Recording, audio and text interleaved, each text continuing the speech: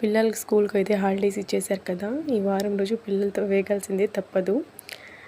ఇంట్లో పందిరి చిక్కుడుకాయలు ఉంటే అవైతే క్లీన్ చేస్తూ ఉన్నాను నేను. మా పిల్లలు వచ్చారు. ఇవి చేస్తున్నావా కర్రీ అని చెప్పారు. అవును అని చెప్పాను.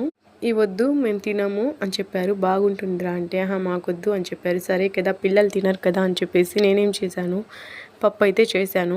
మా పక్కింట్లో ఆంటీ అంట ఈ పందిరి చిక్కుడుకాయలతో కూర అయితే చేసిందంట. బాగుంటుంది కూర, దాంట్లో విత్తనాలు కూడా బాగుంటాయని చెప్పిందంట.